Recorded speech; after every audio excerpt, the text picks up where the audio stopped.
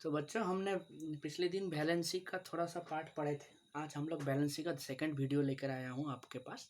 तो मैंने उस दिन बताया था कि वैलेंसी जब करते हैं तब संयोग मैंने मैंने स्टेबिलिटी के ऊपर बताया था। और सब परमाणु अपने आप को स्टेबल बनाने के लिए, स्थायी बनाने के लिए रासायनिक प्रतिक्रिया में भाग लेते हैं। तो रासायनिक प्रतिक्रिया में भाग लेने के लिए उन लोग आपस में पहले बंधन बनाते हैं। तो बंधन बनने के बाद परमाणु यौगिकों में परिणत होता है और अपने आप को स्थायी में स्थायी बनाता है। तो जब भी यौगिकों में परिणत होगा तब उनमें जो बंधन तैयार होगा, तो बंधन दो प्रकार के होंगे। हम 9 के पढ़ा रहे हैं। तो ये बंधन पहुंचने से पहले हमको संयोजकता जानना बहुत जरूरी है। तो वो संयोजकता के ही अभी नेक्स्ट वीडियो, पिछले दिन तो हमने देख लिया भैया कि संयोजकता किस तरह से होता है। इलेक्ट्रॉन जितना इलेक्ट्रॉन त्याग करता है वो इलेक्ट्रॉन का संख्या से ही हमको संयोजकता पता चल जाता है। लेकिन अभी सब इलेक्ट्रॉन लेगा या सब इलेक्ट्रॉन ही देगा, ठीक है, त्याग करना, ग्रहण करना, ये जो है सब कुछ स्टेबिलिटी के ऊपर निर्भर करता है। तो हम लोग ने जो कल बताए थे, तो आज मैं थोड़ा सा और कंटिन्यू करता हूँ इसको लेके। तो इसमें क्या होता है कि स्टेबिलिटी जो होता है मेन होता है ऑक्टेट बोल के एक नियम होता है ना। मैंने कल बताया था थोड़ा सा ऑक्टेट, ठीक है, ऑक्टेट रूल, ठीक है, ऑक्टेट रूल, अष्टक का नियम, ठीक है। ऑक्टेट रूल मतलब अष्टक का नियम, अष्टक का नियम, अष्टक नियम। तो ये जो अष्टक नियम है, इसमें क्या होता है कि अपने संयोजी कक्ष, जो बाहर वाला कक्ष होता है, ठीक है, संयोजी कक्ष जो होता है उसमें 8 इलेक्ट्रॉन होना चाहिए, ठीक है। संयोजी कक्ष में ना 8 इलेक्ट्रॉन होना चाहिए, यही नियम है। 8 इलेक्ट्रॉन होने से वो परमाणु जो होता है स्थायी व्यवस्था, स्थायी माने स्टेबल कॉन्फ़िगरेशन को एक्वायर करता है, ठीक है। कोई भी परमाणु जब उसके संयोजी कक्ष में 8 इलेक्ट्रॉन होगा तो वो सबसे ज़्यादा स्थायी होता है, ठीक है। तो जैसे स्थायी होता है तो हम कुछ क्या बोलते हैं, इलेक्ट्रॉन विन्यास करके ही आप लोगों को समझा सकते हैं, अदरवाइज ये समझाना मुश्किल है। तो इलेक्ट्रॉन विन्यास करके समझाते हैं। तो मैं दिखाता हूँ तुम लोग को। एक परमाणु है जिसका नाम है आर्गन। इसका परमाणु संख्या 18 और मात्रा संख्या 40 होता है। तो मैंने क्या बोला था, जब भी मैं इलेक्ट्रॉन विन्यास करूंगा तो उस परमाणु का क्या होता है, इलेक्ट्रॉन की संख्या को हमको देखना है। तो बच्चों यहाँ पे इसका परमाणु संख्या क्या है, 18। तो प्रोटॉन संख्या भी 18 होगा और इलेक्ट्रॉन संख्या भी 18 होगा, ठीक है। और मात्रा संख्या 40 है। सब समझ में आ रहा है, ये मात्रा संख्या होता है, ये ही परमाणु संख्या होता है, यही इलेक्ट्रॉन संख्या होता है, ये प्रोटॉन संख्या होता है। ये तीनों ही बराबर होता है। अभी तो बराबर ही चल रहा है, बराबर होगा कि नहीं होता आगे और भी क्लियर वीडियो पता चल जाएगा। तो ये परमाणु बराबर होता है क्योंकि परमाणु निष्क्रिय परमाणु के कोई चार्ज नहीं होता है, परमाणु उदासीन होता है, ठीक है। तो इसका इलेक्ट्रॉन विन्यास करता है। इलेक्ट्रॉन विन्यास करने के लिए हमको इलेक्ट्रॉन संख्या जानना बहुत जरूरी है, मैंने बताया था। तो इनका इलेक्ट्रॉन विन्यास करते हैं। तो इलेक्ट्रॉन विन्यास किसका, आर्गन का। तो इसका, सॉरी बच्चों, 11 लिखा है, 18 इलेक्ट्रॉन है। तो आर्गन का इलेक्ट्रॉन विन्यास करते हैं। तो के कक्ष में कितना इलेक्ट्रॉन रहेगा, एल कक्ष में कितना इलेक्ट्रॉन रहेगा, सबको मालूम है। तो के कक्ष में कितना इलेक्ट्रॉन रहेगा, 18 में से 2 इलेक्ट्रॉन इधर आ गया तो हो गया 16 इलेक्ट्रॉन बच गया। तो फिर एल में कितना रहेगा, 8। एम में 8 से ज़्यादा इलेक्ट्रॉन नहीं रह सकता है। तो 2 और 8 हो गया 10। तो बाकी कितना रहा, एम। तो ये मैंने भी इसका इलेक्ट्रॉन विन्यास करने के लिए अच्छी तरह से एक वीडियो बना के रखा है। ऑक्टेट नियम को पालन करते हुए कैल्शियम का, आर्गन का मैंने वीडियो दिया है किस तरह से इलेक्ट्रॉन विन्यास करना चाहिए, इसलिए इसको लेकर और टेंशन नहीं करते हैं। तो ये तीनों इसका इलेक्ट्रॉन विन्यास दिखा रहा है। अब इलेक्ट्रॉन विन्यास करने के बाद हमको दिखाना है कि इसका संयोजी कक्ष कौन सा है। मैंने ये भी बताया कि संयोजी कक्ष क्या होता है। परमाणु का सबसे बाहरी वाला कक्ष को हम लोग संयोजी कक्ष कहते हैं। तो संयोजी कक्ष कौन सा है, सबसे बाहर वाला कक्ष कौन दिख रहा है, के अंदर है, ये मिडिल वाला है, सबसे बाहर मेरे को एम कक्ष दिख रहा है। तो संयोजी कक्ष यहाँ पे क्या है, एम है। तो संयोजी कक्ष के बाद हमारा नेक्स्ट टॉपिक होता है संयोजी इलेक्ट्रॉन। संयोजी इलेक्ट्रॉन, तो संयोजी इलेक्ट्रॉन क्या है बच्चों, तो सबसे बाहर वाला कक्ष में जितना इलेक्ट्रॉन रहेगा, मतलब संयोजी कक्ष में कितना इलेक्ट्रॉन है, 8। तो संयोजी इलेक्ट्रॉन हो गया 8। समझ में आ रहा है, संयोजी इलेक्ट्रॉन हो गया 8। तो ये जो हो गया हम लोग का इसके इलेक्ट्रॉन विन्यास करने के बाद ये सब ऑटोमेटिकली हमको पता चल जाता है, इसी से पता चलता है। तो बच्चों संयोजी कक्ष में कितना इलेक्ट्रॉन दिख रहा है? मुझे संयोजी कक्ष में 8 इलेक्ट्रॉन दिख रहा है। मतलब ये बाय डिफ़ॉल्ट ऑटोमेटिकली ऑक्टेट को पूर्ण करके रखा हुआ है, हमको कोई प्रॉब्लम नहीं हो रहा है। ये ऑक्टेट मतलब अष्टक का नियम को पालन कर रही है। ये ऑलरेडी ऑक्टेट को एक्वायर्ड कर चुका है, इसका मतलब ये ऑक्टेट का नियम को पालन कर रही है। तो इसका मतलब क्या है? ये सबसे स्थायी है। यहाँ से हम कह सकते हैं इसका मतलब क्या है कि आर्गन 18 जो परमाणु है, आर्गन 18 मतलब इसका परमाणु संख्या 18, आर्गन 18 परमाणु ये क्या है? स्थायी परमाणु है, स्टेबल, स्थायी है। तो ये अगर स्टेबल है तो इसको तो ऑलरेडी स्टेबिलिटी आ चुका है, तो ये कोई रासायनिक प्रतिक्रिया में भाग नहीं लेगा। इसलिए ये कोई रासायनिक प्रतिक्रिया में भाग नहीं लेता है, कोई रासायनिक प्रतिक्रिया में भाग नहीं लेता है, रासायनिक प्रतिक्रिया में भाग नहीं लेता है। समझ में आ रहा है? ये कोई रासायनिक प्रतिक्रिया में भाग नहीं लेता है। समझ में आ रहा है? तो ये क्या हो रहा है? स्टेबल है, तो ये रासायनिक प्रतिक्रिया में भाग लेगा ही नहीं। ठीक है, ये कोई भी रासायनिक प्रतिक्रिया में भाग नहीं लेगा, क्योंकि ये ऑलरेडी ऑक्टेट नियम को पालन कर रखा है। तो ऑक्टेट नियम को पालन करके ये अपने आप को स्थायी बना चुका है, ऑलरेडी बना हुआ है। इसको हमको बनाने के लिए कोई इलेक्ट्रॉन त्याग भी नहीं करना पड़ा, कोई इलेक्ट्रॉन लेना नहीं है। ये ऑटोमेटिकली इसका इलेक्ट्रॉन विन्यास, इसका इलेक्ट्रॉन संख्या ही ऐसा है कि ये अपने आप को स्थायी बना कर रखा है। इसका मतलब ये पता चल गया कि हमको ये पता चल गया कि परमाणु में आर्गन परमाणु ऑक्टेट या अष्टक का नियम को ऑलरेडी अटेंड कर रखा है। ये ऑलरेडी उसने अपने आप को अष्टक का नियम को पालन करके रखा हुआ। ये काफ़ी ज़्यादा ही स्थायी परमाणु है। इसका मतलब आर्गन बहुत स्थायी परमाणु है, स्टेबल परमाणु है।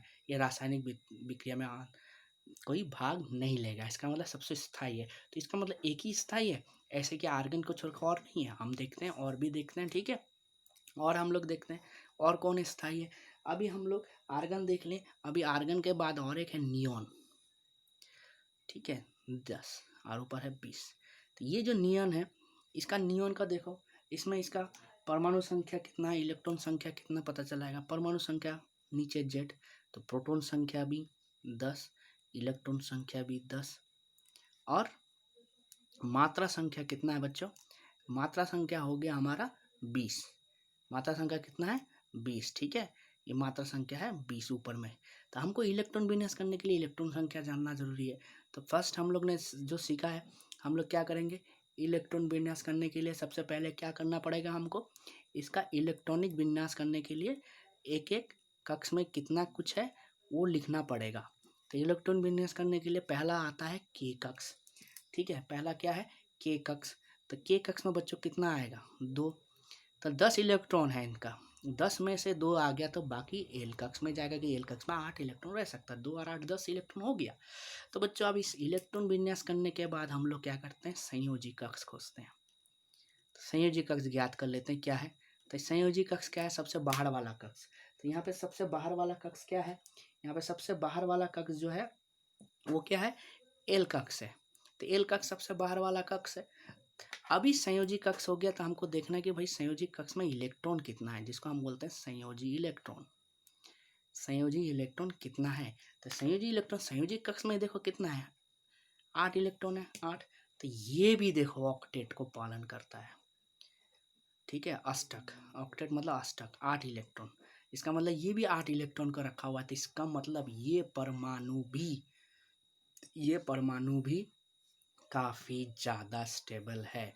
इसका मतलब हम लिख सकते हैं कि नियॉन 10 परमाणु ये भी क्या है? स्थायी है, बहुत स्थायी, और या तो स्टेबल परमाणु है, बहुत ज़्यादा स्थायी है।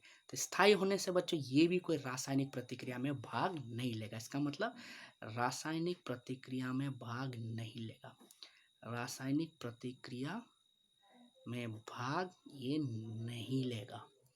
रासायनिक प्रतिक्रिया में भाग वही लेते हैं जो स्टेबल नहीं है, अस्थाई है। तो ये ऑलरेडी ऑक्टेट का नियम को पालन कर लिया है, ऑक्टेट का नियम को ये फुलफिल कर रखा है, ये ऑलरेडी, ये भी बाय डिफॉल्ट है। तो नियोन भी स्थाई है, आर्गन भी स्थाई है।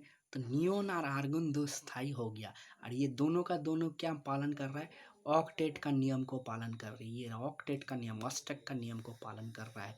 तो अष्टक का नियम को जो जो पालन करता है वो अपने आप को, जो ऑक्टेट जो होता है जिसका संयोजी कक्ष में 8 इलेक्ट्रॉन रहती है, इसको ऑक्टेट बोलते हैं। संयोजी कक्ष में 8 है तो अपने आप को स्थाई बन गया वो।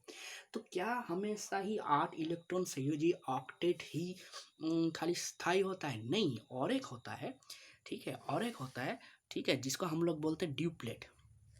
ऑक्टेट को सिर्फ ऑक्टेट ही नहीं, समझ में आ रहा है, ऑक्टेट ही नहीं, एक और एक है ड्यूप्लेट बोलते हैं, ड्यूप्लेट, ठीक है। तो ये जो ड्यूप्लेट होता है, समझ में आ रहा है, ये ड्यूप्लेट होता है, ये डी यू,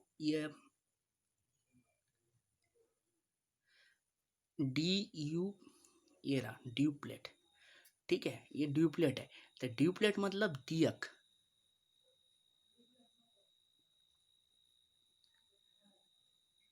दियक, दियक का नियम जो पालन करता है, ऑक्टेट रूल, उसी तरह से ये डुप्लेट रूल है।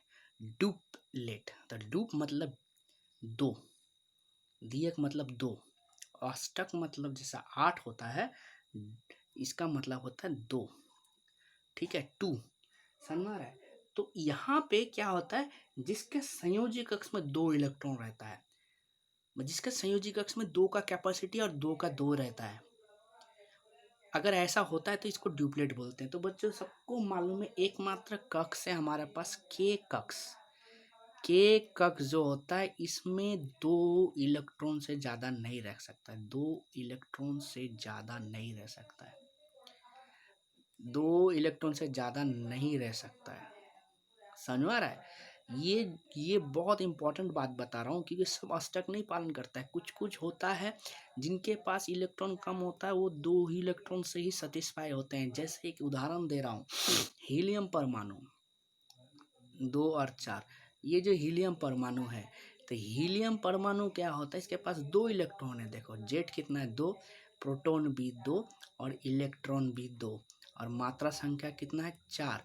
तो इसका इलेक्ट्रॉन विन्यास अगर करते हैं, इसका इलेक्ट्रॉन अगर विन्यास करते हैं, तो यहीं पे स्टॉप हो जाएगा, के कक्ष में ही 2 इलेक्ट्रॉन, और तो इसके पास इलेक्ट्रॉन है ही नहीं, के का के में बढ़ जाएगा, समझ में आ रहा है, के का के में ही भर जा रहा है। तो इसका संयोजी कक्ष भी के है, संयोजी इलेक्ट्रॉन भी के है, संयोजी कक्ष, ठीक है, चाहिए, क्योंकि इसका अंदर और बाहर दोनों बराबर था, संयोजी कक्ष भी के है और संयोजी इलेक्ट्रॉन भी के है, संयोजी इलेक्ट्रॉन के बोल रहा हूँ, संयोजी इलेक्ट्रॉन 2 है, क्योंकि के कक्ष में 2। तो इसमें ये देखो ड्यूप्लेट है, ये ड्यूप्लेट का नियम को हरण कर रहा है, ये दियक का नियम को फुलफिल कर रहा है, दियक का नियम को फुलफिल कर रहा है ड्यूप्लेट का नियम को। इसका मतलब क्या हुआ, ये स्थाई है, ये भी स्थाई है, ये भी स्थाई परमाणु है, ये भी स्थाई परमाणु है, और ये स्थाई है, इसका मतलब ये रासायनिक प्रतिक्रिया में भाग नहीं लेगा, इसका मतलब रासायनिक प्रतिक्रिया में भाग नहीं लेगा, रासायनिक प्रतिक्रिया में भाग नहीं लेगा। तो ये स्थाई है, क्यों रासायनिक प्रतिक्रिया में भाग लेगा, तो इसका मतलब हमको क्या क्या मिल गया, हीलियम मिल गया ड्यूप्लेट को पालन करते हुए। तो हम अगर सिर्फ और सिर्फ स्थायी परमाणु का बात करें, अगर हम लोग सिर्फ और सिर्फ स्थायी परमाणु का अगर बात करें, कि सिर्फ हमको स्थायी परमाणु देखना है कि भाई कौन कौन सा परमाणु है जो काफ़ी ज़्यादा स्थायी है, ठीक है, कौन कौन सा परमाणु है जो बहुत ज़्यादा स्थायी है, किसी भी रासायनिक प्रतिक्रिया में भाग नहीं लेने वाले, स्टेबल है, जिसका एनर्जी बहुत कम है। तो स्थायी परमाणु का कुछ उदाहरण हम लोग अभी मिल गया है। तो स्थायी परमाणु क्या है, नंबर 1 हीलियम मिला, 2 4 हीलियम परमाणु, इसको हम लोग दिखाने के लिए ये 2 मतलब हीलियम परमाणु, इसका परमाणु संख्या 2 है, हीलियम है। और क्या है, नियोन मिल गया 10, दिखाने के लिए 10 परमाणु संख्या। और क्या है, आर्गन 40। तो ये जो तीनों हैं, इनका इलेक्ट्रॉन विन्यास भी सामने मैं लिख के रख दे रहा हूँ, जिससे कि आप लोग को सुविधा हो कि के कक्ष में 2 का 2 दोनों ही भर्ती है, ये कंप्लीट फुलफिल है, ये फुलफिल्ड, ठीक है, मतलब कम संपूर्ण रूप से भरती, के कक्ष में 2 आता है, 2 ही भर गया था, ये ड्यूप्लेट नियम। और इसमें क्या है, के में 2, एल में 8, ये भी फुलफिल, ये अष्टक का नियम को पालन करता है। और ये आर्गन है, ये भी फुलफिल, 8 8 का 8 अष्टक का नियम को पालन कर रहा है। तो ये तीनों ही अपने संयोजी कक्ष को भर्ती रखा हुआ है। तीनों परमाणु का संयोजी कक्ष देखो, तीनों परमाणु का संयोजी कक्ष नियम अनुसार संयोजी कक्ष संपूर्ण रूप से संयोजी कक्ष क्या है, संपूर्ण रूप से भर्ती है, संपूर्ण रूप से भर्ती है। अगर संपूर्ण रूप से भर्ती है तो ये एकदम स्थायी परमाणु है, और स्थायी परमाणु है इसका मतलब रासायनिक प्रतिक्रिया में भाग नहीं लेगा, रासायनिक प्रतिक्रिया में भाग नहीं लेगा, रासायनिक प्रतिक्रिया में भाग नहीं लेगा।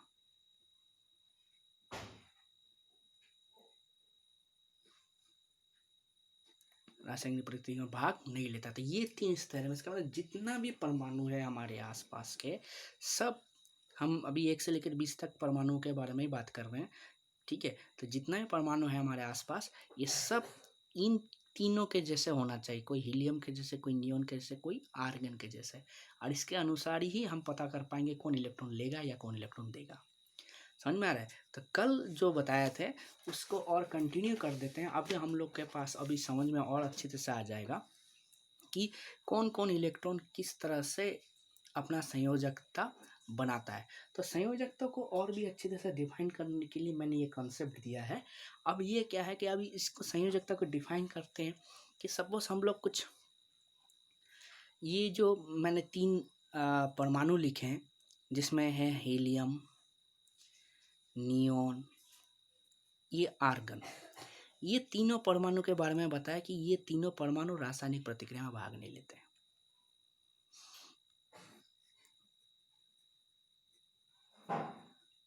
रासायनिक प्रतिक्रिया में भाग नहीं लेते हैं।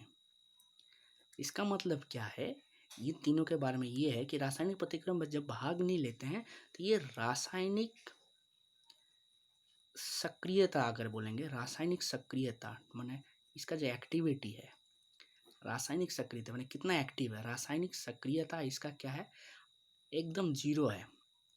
मतलब ये इसका उल्टा बता दो, ये अक्रिय है, ये अक्रिय परमाणु है। जब रासायनिक प्रतिक्रिया में आप भाग ही नहीं लेते हैं तो सक्रियता इसका 0 है, टेंडेंसी नहीं है इसका कोई रासायनिक संयोग करने के लिए।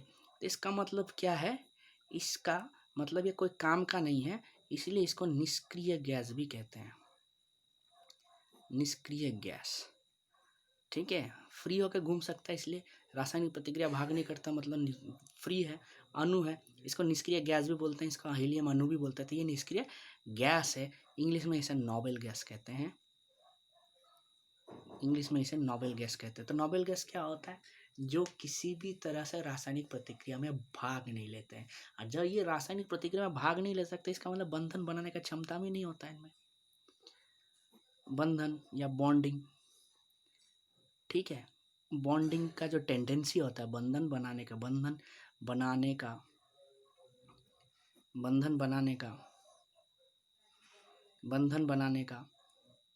क्षमता, बंधन बनाने का क्षमता भी नहीं होता है। तो बंधन बनाने का क्षमता भी 0 होता है, नहीं होता है, ठीक है। तो बंधन नहीं बना सकते हैं तो कोई रासायनिक प्रतिक्रिया नहीं करेंगे।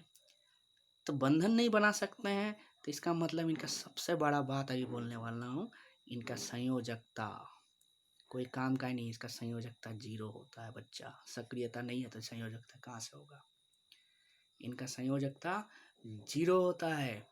समझ में आ रहा है, क्योंकि ये कोई भी रासायनिक प्रतिक्रिया में भाग नहीं लेता, ये सबसे ज़्यादा स्थायी परमाणु होता है, ये तीनों सबसे ज़्यादा स्थायी परमाणु होता है, सबसे ज़्यादा स्थायी परमाणु होते हैं, स्टेबल स्थायी परमाणु होते हैं, सबसे ज़्यादा स्थायी परमाणु होते हैं ये तीनों। तो इनके बारे में हम लोग को बहुत कुछ मालूम चल गया कि ये रासायनिक प्रतिक्रिया में भाग नहीं लेते हैं, रासायनिक बंधन नहीं बना सकते हैं, और इनका नाम नोबेल गैस है। इसको ये इनका बहुत ज़्यादा स्थायी है, इन लोग ऑलरेडी मिनिमम एनर्जी स्टेट को एक्वायर कर रखा है, मतलब इनके पास ऊर्जा बहुत कम है। तो ये तीनों बहुत ही ज़्यादा स्टेबल है और ये तीनों को ही हम लोग निष्क्रिय गैस भी कहते थे। निष्क्रिय गैस वो गैस होता है जिनका संयोजकता शून्य होता है और रासायनिक प्रतिक्रिया में भाग नहीं लेते हैं और ये फ्री होके घूम सकते हैं। ये गैस बताए बच्चों, ये गैस है तो इसका मतलब फ्री मूवमेंट कर सकते हैं, ठीक है। ये एकदम फ्रीली यहाँ वहाँ जैसे भी गैस अणु मतलब क्या, इन लोग स्वतंत्र होके, इन लोग स्वतंत्र होते हैं, स्वतंत्र होते हैं, ठीक है, एकदम फ्री होता है। इन लोग फ्री होकर स्वतंत्र होकर मूवमेंट कर सकते हैं, ठीक है, स्वतंत्र होकर इनका मूवमेंट है, स्वतंत्र होकर यहाँ वहाँ जहाँ पे भी गमन कर सकते हैं, ठीक है। इनका जो मूवमेंट है ये एकदम फ्री गैस पार्टिकल के जैसा होता है और ये गैस पार्टिकल ही है। तो इनका जो होता है परमाणुविकता बोलते हैं, जिससे कि ये फ्री है, ये अणु है, देखिए इसका एक ही परमाणु एक ही अणु कहलाता है, इसका मतलब इसका परमाणुविकता एक होता है, ठीक है। इसको आगे हम लोग विस्तृत जानकारी लेंगे। तो ये हमको मालूम चलेगा कि निष्क्रिय गैस, इसका मतलब हम लोग 3 निष्क्रिय गैस है, हीलियम, नियोन और आर्गन। तो ये कितना है, ये 2 है, ये 10 है, ये 18, ये परमाणु संख्या हो गया। तो ये हम लोग को बारे में मालूम चल गया, हीलियम, नियोन, आर्गन, समझ में आ रहा है। तो अभी हम लोग इनको लेके और एक मतलब उदाहरण में आ जाते हैं। तो उदाहरण में आ जाने से क्या होता है, तो हम लोग एक उदाहरण लेके बताते हैं, लिथियम। लिथियम परमाणु लेते हैं, लिथियम परमाणु, इसका 3 है ऊपर 7, लिथियम परमाणु, ठीक है। हम लोग लेते हैं लिथियम परमाणु। तो लिथियम परमाणु में ये लिथियम है तो इसका परमाणु संख्या कितना बच्चों, 3 है। प्रोटॉन संख्या कितना है, 3 है। इलेक्ट्रॉन संख्या कितना है, 3 है। और मात्रा संख्या कितना है, 7 है। अब ठीक है, तो इलेक्ट्रॉन विन्यास करने के इलेक्ट्रॉन संख्या ही हमारा जानने के लिए काफ़ी है। तो हम लोग इलेक्ट्रॉन संख्या जान लिए तो हम इसका इलेक्ट्रॉन विन्यास कराते हैं। हम पॉइंट सब याद रखना, इलेक्ट्रॉन विन्यास कर लेंगे। तो इलेक्ट्रॉन विन्यास करते हैं, तो इलेक्ट्रॉन विन्यास क्या हो गया, के में बच्चों 2 ही रहेगा और बाकी एल में आ जाएगा। तो 2 और 1 ये 3 हो गया। अच्छा, उसके बाद इसका संयोजी कक्ष देखो बच्चों, संयोजी कक्ष। तो संयोजी कक्ष क्या है, इसका एल है और संयोजी इलेक्ट्रॉन 1 है, इस कक्ष में 1। अब भी यहाँ पे देखना है, एक और एक चीज लिख देना अभी, निकटतम,